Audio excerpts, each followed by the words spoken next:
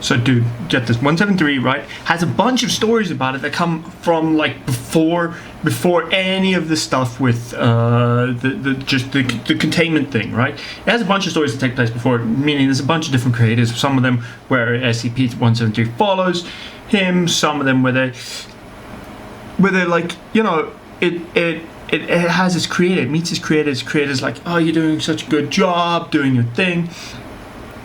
And then like they showed it around. Actually, fun fact, I have my own SCP-173. I have my own like statue, my own actual like proper statue. It's out there somewhere. Wait, do you have an actual statue? What if it's SCP-173? Dude, I got it at this like really fucking weird flea market thing. It was a weird flea market because it was like a night flea market that we heard about. I can't remember how we heard about it. We heard about it at like a thing that was happening, and then I was just like, oh, this is a cool statue, so we got it. But the guy who sold it he was a shady dude, but he gave it to me for such a fucking normal valid fucking price, dude. So I'm like, cool, and I just snapped it up, as you do. Yeah, I don't blame you one bit, man. If I had a statue of 173, I'd get that in a heartbeat. It's fucking cool. Lindy, did you move to 173? Oh shit! You remember what the 11th Doctor said? Blink and you're dead, right? Or was it the 10th? I can't remember. It was the 10th, but yeah, excuse me. This is kind of freaking me out, Lindy. Yeah, so Lindy isn't home, and this fucking thing is just staring at me. Well, just don't blink and it won't kill you, right? So, just don't blink. You have a standing mirror? I fucking hate this. Well, maybe if you got like a standing mirror, that might help. Just make it look at itself. Yeah, that's not gonna work. This thing doesn't have eyes, Chris. It's just...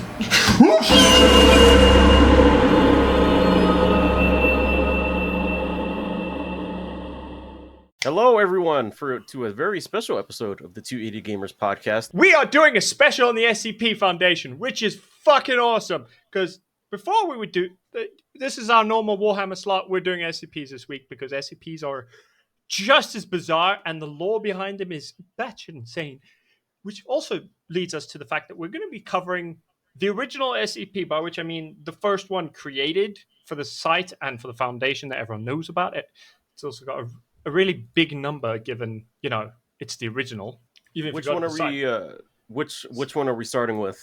Is it one that you have a special attachment to, that you have a life-size model statue of? You mean SCP-173? I do have something of a personal attachment to it, but it's also because the Peanut, a lot of people who know the SCPs and stuff have a pretty big connection to this specific SCP, being as it's the original one. In fact, this is the version that originated, I believe, on 4chan before it even got to being part of a Foundation. It was just on 4chan.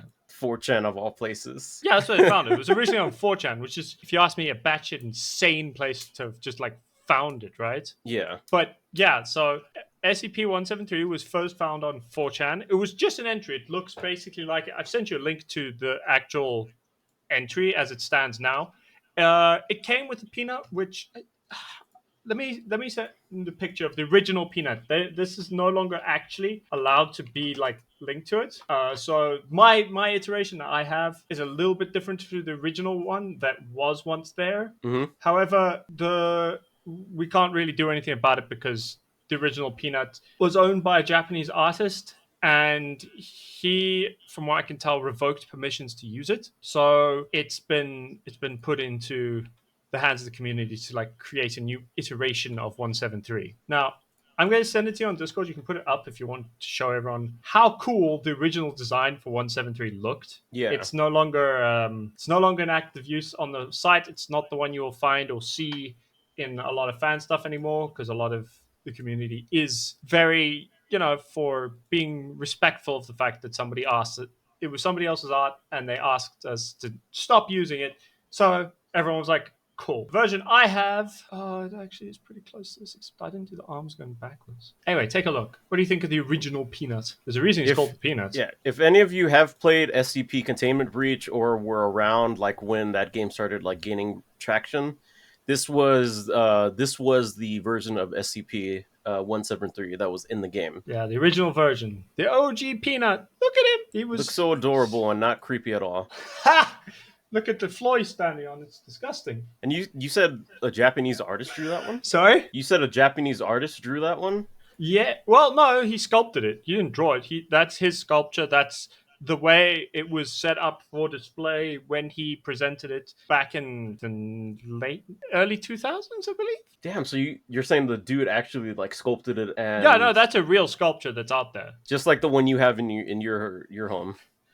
Ha! You mean the one that stands guard at my office door? Yes. Yes. I actually no. I'm not going to do it. I'm going to get you to do this. So I sent you a link to the SCP entry 4173. Now, I'm going to ask that you read it out loud for the ladies and gentlemen and those in between who are listening. Item number SCP-173, Object Class Euclid. Special Containment Procedures. Item SCP-173 is to be kept in a locked container at all times. When personnel must enter SCP-173's container, no fewer than 3 may enter at any time, and the door is to be re-locked behind them. At all times, 2 persons must maintain direct eye contact with SCP-173 until all personnel have vacated and relocked the container. Description: Move to Site-19, Site-19, 1993. I don't know if that's the year that they moved it to. It was moved to Site 19. And it was moved there in the year 1993. Okay. Origin is as of yet unknown. It is constructed from concrete and rebar with traces of Krylon brand spray paint. SCP-173 is inanimate and extremely hostile. The object cannot move while within a direct line of sight. Line of sight must not be broken at any time with SCP-173. Personnel assigned to enter container are instructed to alert one another before blinking. Object is reported to attack by snapping the neck at the base of the skull or by strangulation. In the event of an attack, personnel are to observe Class 4 hazardous object containment procedures. Personnel report sounds of scraping stone originating from within the container when no one is present inside. This is considered normal, and any change in this behavior should be reported to the acting HMCL supervisor on duty. The reddish-brown substance on the floor is a combination of feces and blood. Origin of these materials is unknown. The enclosure must be cleaned on a bi-weekly basis. And that's all of it. I was expecting more to be written down about SCP-173, honestly. So there is more on 173. However, those are under tales and stories about 173. But 173, so 173 was the original. This is pretty much verbatim how it was on the original post back in the day. So this is the original one. A lot of the subsequent SCPs have followed a similar format with how they write out the things, especially the early days. So everything for the first 1,000 SCPs kind of follows a similar way of writing and a way of formatting, and they're all fairly short. They do get longer and longer. This is the original though. SCP-173 is the original. It's the very first SCP that was created, and my iteration I'm going to send on to you now.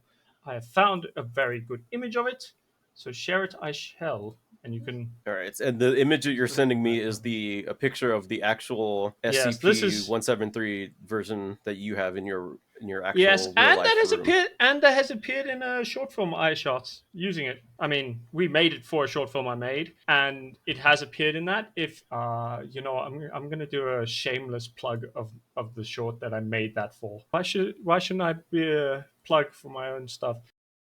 But that there on screen is my SCP that sits there watching my office, looking like it's attempting to commit murder. And it did try to kill you in that little thing that you shot. It's tried to kill me several times. It doesn't like me very much, but I managed to earn its trust by dressing it up for Christmas and make it look comfy and pretending like it's beautiful, and then it doesn't want to kill me so much. Well, I will say the real life version that you have. It looks more like the description that it said on the website, because the website said has rebar on it, and it looks like the one that you have actually has rebar coming out of its arms. Okay, so it technically doesn't have rebar coming out of its arm. That's like a wire. Rebar is those like very thick metal bars. You can kind of see them Yeah. coming out the feet, but it's quite thick metal bars that were like welded together. That thing was one of the coolest things I've ever been a part of building. I'm still very proud of that. Now I'm also going to get you to read out another SCP, but I'm going to read out an SCP that I think will be your favorite SCP of all time, easily.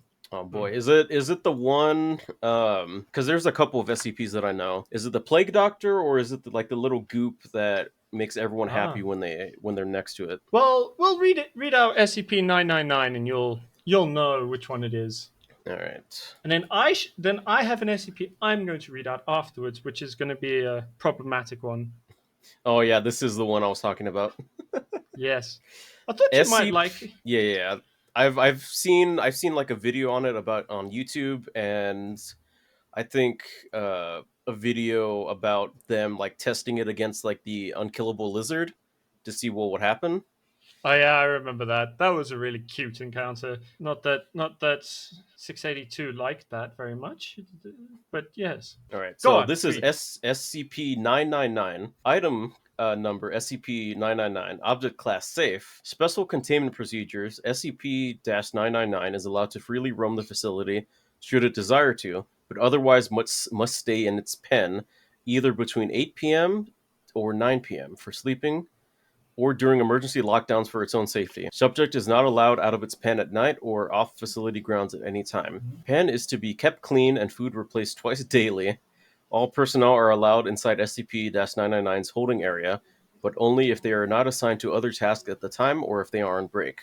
Subject is to be played with when bored and spoken to in a calm, non-threatening tone. Description: SCP-999 appears to be a large, amorphous, gelatinous mass of translucent orange slime, weighing about 54 kilograms or 120 pounds, with a consistency similar to that of peanut butter. Subject's size and shape is easily malleable and can change shape at will, though when at rest, SCP-999 becomes a rounded, oblate dome roughly 2 meters wide and 1 meter in height. The surface of SCP-999 consists of a thin, transparent membrane similar to that of an animal cell, roughly 5 centimeters thick, and is highly elastic, allowing SCP-999 to flatten portions of its body up to 2 centimeters thin. This surface is also hydrophobic, although SCP-999 can willfully absorb liquids. See Amendum SCP-999-A. The rest of SCP-999's body is filled with viscous orange substance of unknown chemical makeup, though it is capable of digesting organic materials with ease. Sounds like a slime. Yeah, pretty much. Subject's temperament is best described as playful and dog-like when approached. SCP-999 will often react with overwhelming elation, slithering over to the nearest person and leaping upon them, hugging them with a pair of pseudopods, or nuzzling the person's face with a third pseudopod. I'm guessing that's like a hand. What No, looks like a it's hand. pseudopod. It's more like a protrusion, so it's more like pseudopods are kind of like a slug's eyes. It- if you imagine it, so it's kind of, because remember it's like a slime ball. It kind of like pushes out bits of its slime into like a hugging shape, and then a bit that's like its head that it can nuzzle. Yeah, like I would say like the thing that I can equate that to is, I don't know if you guys have seen the anime Reincarnated as a Slime, but whenever Rimuru like moves like their hand out and it looks like not like a fully like hand with fingers, but like something that they can touch with, it kind of reminds me of that. Yeah, that's pretty much it. The surface of SCP-999 emits a pleasing odor that differs with whoever it is interacting with. Recorded scents include chocolate, fresh laundry, bacon, roses, and Play-Doh. Bacon.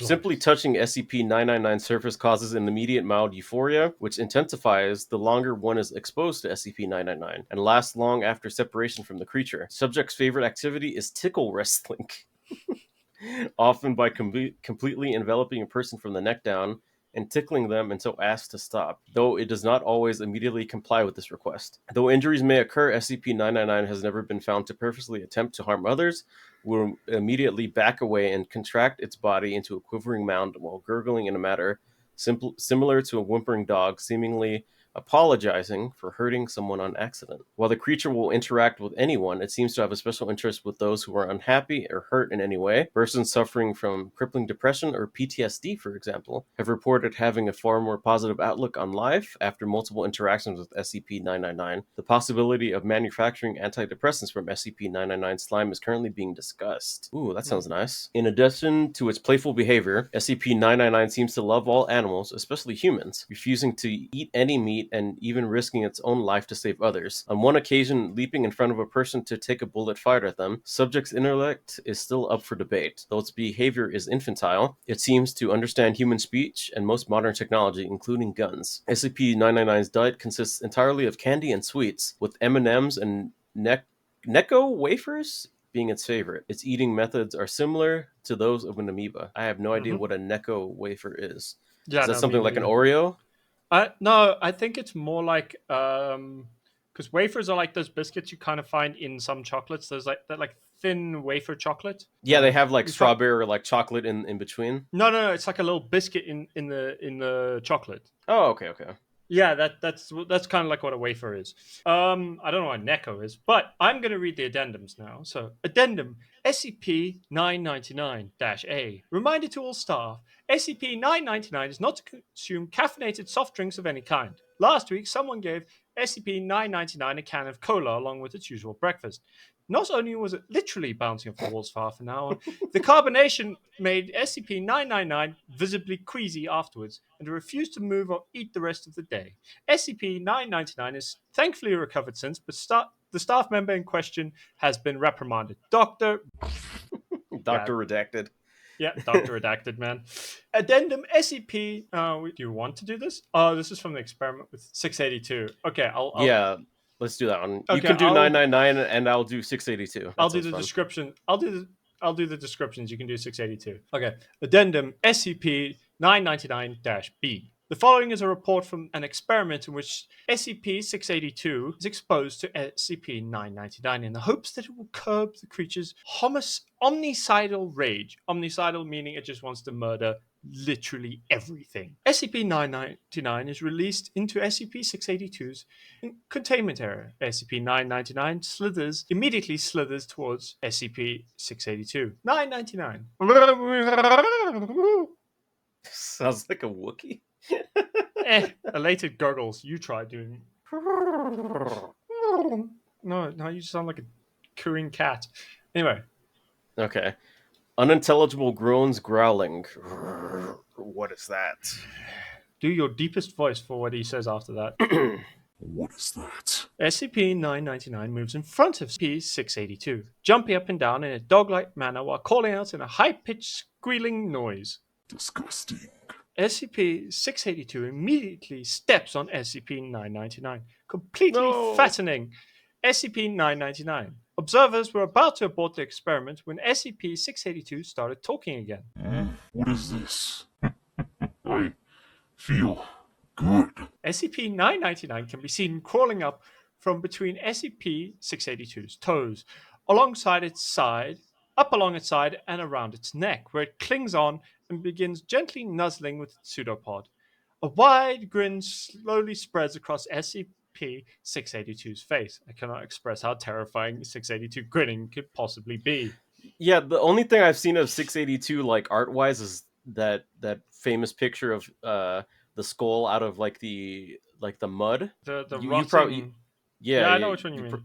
Yeah. So seeing like it actually like grinning feels weird. Feels so happy. Happy. Happy. Happy. SCP-682 repeats the word happy for several minutes, laughing occasionally before escalating into non-stop laughter. As laughter continues, SCP-682 rolls around on its back, slamming its tail into the floor with dangerous force. Stop. No tickling. SCP-682 and SCP-999 continue the tickle fight until SCP-682 finally wears down and appears to fall asleep with what would appear to be a smile on its face. After 15 minutes with no activity, 2 Class D personnel enter the room to retrieve SCP-999. When SCP-999 is removed, SCP-682 immediately wakes up and unleashes an unidentifiable wave of energy from its body, all the while laughing maniacally. All persons within the wave's range collapse into crippling fits of laughter, allowing SCP-682 to escape and slaughter all in its path. Meanwhile, SCP-999 quickly rescues as many persons as it can, taking them to a safe place to recover from SCP-682's laughter wave, while agents suppress and recontain SCP-682. Despite the tragedy that SCP-682 had brought upon the facility, SCP-999 has not shown any fear towards the creature, and in fact has made gestures suggesting it wants to play with SCP-682 again. SCP-682, however, has stated, That feculent little. Let's call it. Let's just. I'll just like. just bleep whatever it says. And die. Memo from Dr. While the test was unsuccessful and ended in tragedy, that had to be the funniest thing I have ever seen. I never thought I'd see the day where I would regard SCP-682 as cute. Please send me a copy of the security tapes ASAP. That's like someone sending like a cat video to like a coworker. Pretty much, but it's like, but the cat can murder everyone in the room. Now, the next SCP I'm going to talk about is another big SCP that is fairly famous in the community. But I wanted to see if you can guess which one it is while I'm reading it, or at least when I get to the description. Before we get into that one, I feel like we should talk about SCP-999. 999 or 682? Both of them. I mean, this is Okay. more of a thing about 999. So, Valid. I actually really like 999. I mean, Just it being like a little like slime ball that makes everyone happy and less like depressed and sad is like really interesting, and the fact that it's genuinely really happy and likes to make other people happy, and even has the ability to quell 682's like rage.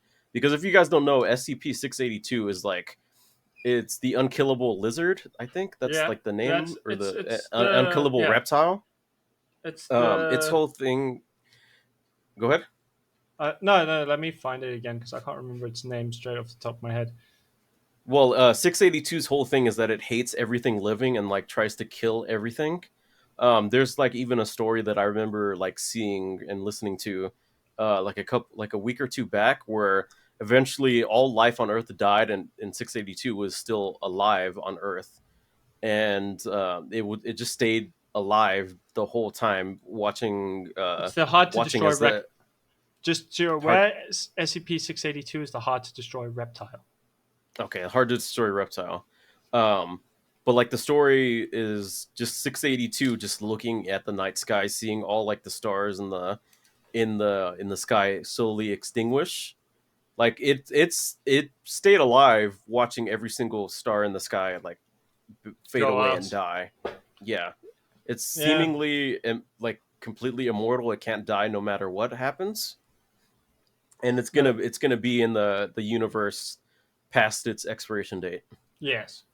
So I'm not going to be reading 682 because 682 is one of the most well-known SCPs, along with Shy Guy, so Yeah, 096 and 049. Do you know yeah, the who Plague Doctor? 049 is? The Yes. Plague Doctor? Cool. Yeah, the Plague Doctor is 049 is the Plague Doctor. That's one of my favorites But- as well. Actually, I have one kind of joke one for you. Now, do you know SCP-055? 055. Not off the top Yes. of my head, no. No, well, you wouldn't, because the only thing anyone knows about 055 is that it's not round. That is literally all everyone knows about it, and the only other thing people know about it is it's an anti-meme, which means you can't remember any information about it other than that it exists, but what it actually is, how it works, what it looks like. There are things that are about it. For example, everyone knows that it's not indestructible, it's not invisible. You're perfectly capable of entering its container, observing it, taking mental, written notes, making sketches, taking photographs, or even audio-video recordings. You could do this. However, any information just sort of leaks out of your minds very soon. Basically, you leave the room and it's gone. You remember nothing. So it's like the silence from Doctor Who, where as soon as you look away from it, you just forget that you even saw it. Kind of. But it's also Or is- like you can't even remember. Like, people, there's a story Mhm. about when they were trying to catalog 055. They couldn't. They couldn't even properly write down anything about it other than its containment procedures because they would forget what they were doing just talking about it. In the case of the silence, you can remember that the silence exists. You can remember vaguely that you had something to do with them, but with this, you cannot. You can't even. What were we talking about again? if anything, that reminds me more of Forget Me Not from the X-Men, where That's his probably mutant a bit. power, where his mutant power is, you can look at him, but as soon as you look away from him, you forget that he even existed, and no one That's knows who he is. that's a depressing ability to have. Now, It's I'm it's like so funny because Xavier puts like mental alarm clocks in his mind or in his own mind to make him remember that Forget Me Not even exists. I'm gonna go and read out an SCP Mhm. and see if you can guess which one it is. All right.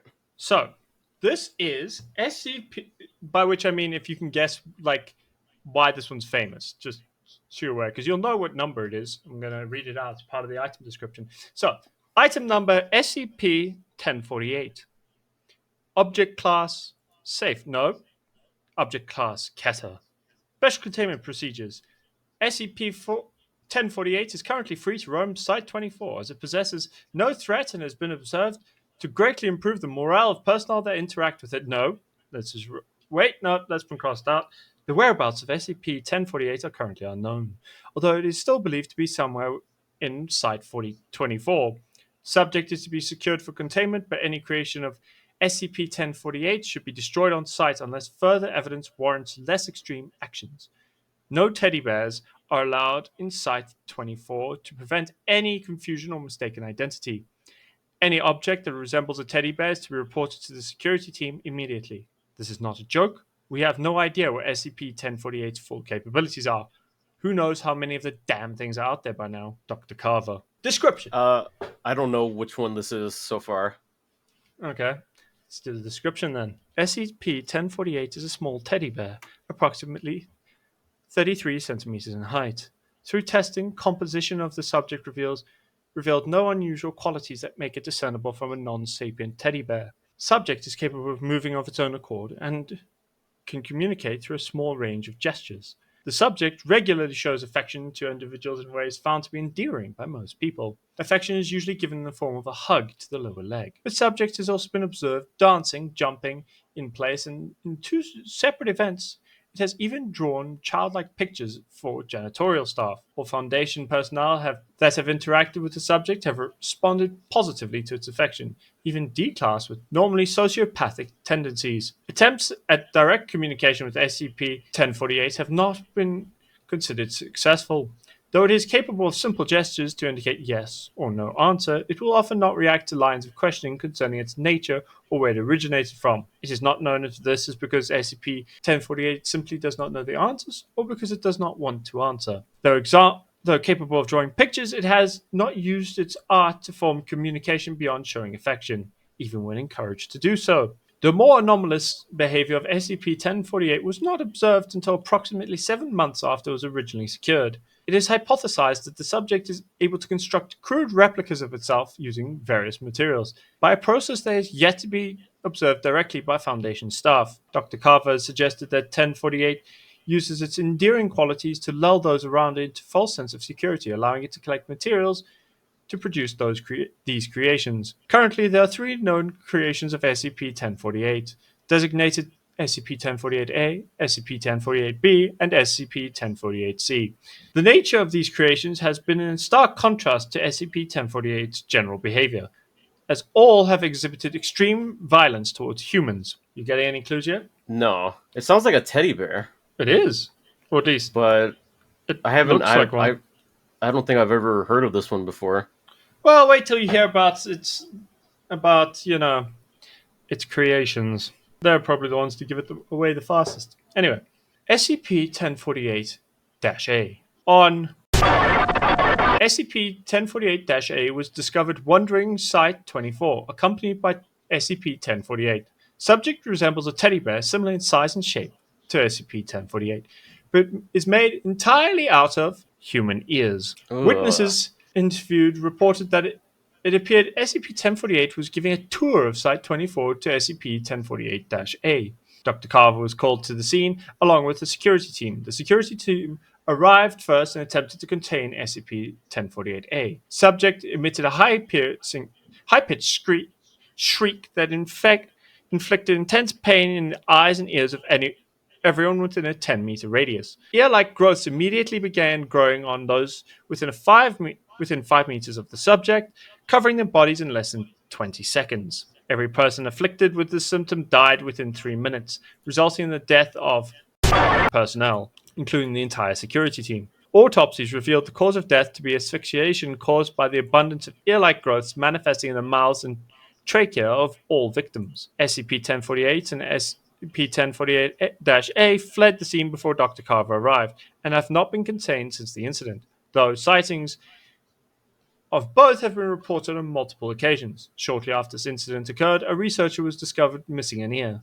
According to him, it was removed through unknown means while he was sleeping. No other victims of ear removal were found, so it's unclear if SCP-1048 obtained more ears from another source or if it's capable of duplicating objects or materials. So how do you feel about SCP-1048 now, Chris? I don't like it. The thing with the ears really creeped me out. Keep in mind, it made 3 other versions of itself, and the first one was the one that was made entirely of ears. Now, second one, SCP-1048-B. Subject was discovered by several Foundation staff members in the cafeteria of Site-24 on. Subject's appearance was nearly identical to SCP-1048, but it moved in an irregular, jerky manner. Witnesses reported that it appeared as if something was moving inside of SCP-1048-B. Subject made no attempt to interact initially until a burst in its seams revealed what appeared to be the hand and arm of a human infant poking out and grasping at the air.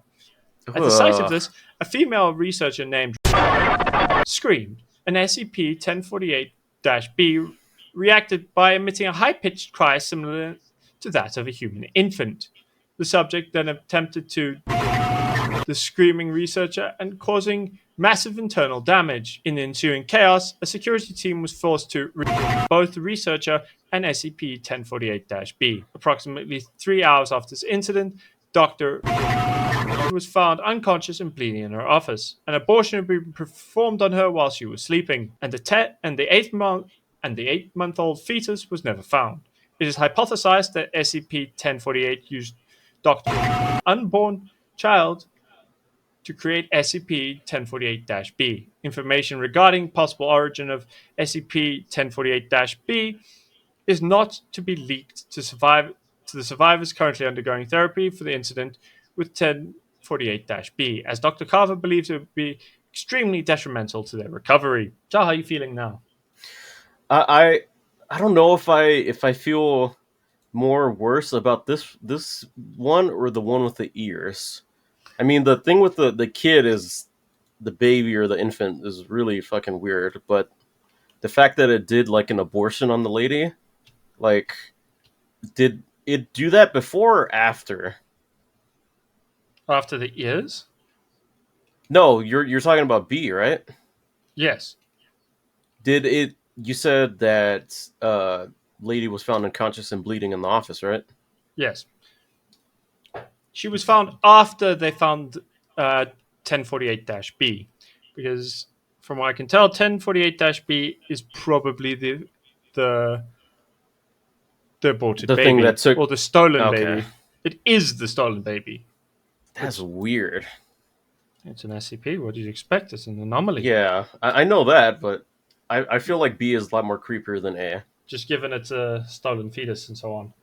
Yeah. The one made of ears is quite a visual image. Yeah. Now on Ugh. to the last one. SCP-1048-C. Subject resembles a teddy bear similar to SCP-1048, but is composed entirely of rusted metal scraps. Subject was first cited by Dr. Carver in his office while writing up a report on the SCP-1048-B incident. Subject fled the room when it noticed Dr. Carver observing it. In the attempted pursuit of 1048-C, Dr. Carver witnessed the death and maiming of Foundation personnel as the subject exhibited extreme violence during its escape. SCP-1048-C has not been encountered since this initial sighting and is unknown whether it still resides somewhere within Site-24. The origins of any materials possibly used to construct SCP-1048-C by SCP-1048 are also unknown at this time. Okay, so that was just like a little robot bear. Looks like. It sounds like it, yes. Just- Yeah. Addendum 1048-1. SCP-2295 is similar but nearly and athetical in function to SCP-1048. Attempts to establish a common origin are ongoing. Extreme caution is to be taken if SCP-1048-A or SCP-1048-C are encountered again. I cannot stress this enough. The damn thing jumped right through those poor people. Dr. Carver. So how are we feeling on the SCPs? I can't just do all the nice ones. Yeah, that one was a lot more evil than 999. Yes. They can't all be 999s. They wouldn't need to be contained if they did. What? Now, I feel like they should just burn this one. Just like destroy it. Is it? they can't find it. That's the main reason they haven't. Okay. Now, I'm going to read a nice one. Because, as mentioned before in SCP-1048, I'm going to be reading SCP-2295, which should be a bit of a palate cleanser for you. Item number SCP-2295. Object class safe. Special containment procedures. SCP-2295 is to be kept in a standard containment locker within Storage Wing 25 in Site-37. Personnel with Level 3 or higher security clearance are authorized to perform tests on SCP-2295 after filling out the appropriate paperwork. Please contact Dr. Jurgis if required to access SCP-2295. Is expected to exceed 24 hours. Description: SCP-2295 is a patchwork stuffed bear, approximately 0.46 meters from head to foot, and stuffed with synthetic fiber and cotton. SCP-2295 has a small, anatomically correct pin of a heart on the left side of its thorax, and a bow strapped around its neck. The fabric and color of SCP-2295's patches vary. Tests confirm that no components of SCP-2295 contain any anomalous chemical properties. SCP-2295 enters an active state when within 2 meters of a human sustaining major trauma to an organ. When in proximity of 2 or more possible subjects, SCP-2295 will invariably choose the youngest subject. SCP-2295 will anomalously produce scissors, white thread, and either sewing needles or crocheting hook from its mouth, and use any fabric and stuffing in close proximity to fashion an instance of SCP-2295-1, a patchwork imitation of the subject's organ. SCP-2295-1 vanishes from sight and the subject falls into a state of unconsciousness. SCP-2295-1 instances will then replace the subject's damaged organs via anomalous means. The whereabouts of the organs replaced this way are undetermined. If there is no usable material in close proximity, SCP-2295 will use fabric and stuffing from itself. SCP-2295 regenerates 1 gram of stuffing every day and will completely replace any lost or used stuffing. Note that fabric used this way does not regenerate, and additional fabric must be placed near SCP-2295 for the purpose of self-mending. Instances of SCP-2295-1 successfully carry out their respective functions despite the numerous expected biological, chemical, and medical complications. Incompatibilities. Once within the subject, adjacent tissues and veins attached to the imitated organ without observable complications. There have been no cases of rejected SCP-2295-1 instances, and all subjects recorded at the time of writing have made full recoveries. I like this one. It sounds like like it just wants to help people and just give them organs. Pretty much. That's Like, say- basically what it does. Yeah. Like, say I needed a kidney transplant and that bear was there, I would get a new kidney. Yeah. It would be made of wool, and you would be confused as to how the fuck it actually does its job. But it would still work. works, and that's what matters. Oh, no, it's true. It would work absolutely perfectly. Yeah. Keep in mind, Dang. not all SCPs are weird sentient creatures. Some of them are just objects. Mm-hmm. One of my favorite being, let me see. One of my favorites is, where is it? I had it here somewhere. Was it the rolling eyes that just like follow you around? No, they're like- not roll. They don't roll. They have feet. Oh, they have feet. They're like weird little cat creatures. That's the one I know from Containment Breach. Those ones would just like if SCP-173 was around, they'd look at it, giving you. No, the they chance actually to do just that. Run away. There's a few stories where they actually do that, where there's containment breaches, and those two have been found to help people by just staring at 173. It's so cool. And Yeah, also, they're I remember seeing a video that there's like God is an actual SCP. SCP-300, yes. Yeah. I don't know if you've seen, like, there was like an interview with Is it 300? that was animated, and they just used the model Zeus's model from God of War 3 in like the animation. Let me see if I can find it. It's SCP-343, who is just, Hey guys, thanks for watching. If you guys want to see more like this, make sure to hit that like button, hit that subscribe button, and show some love down below. We really much appreciate it. Have a good one. See y'all next time.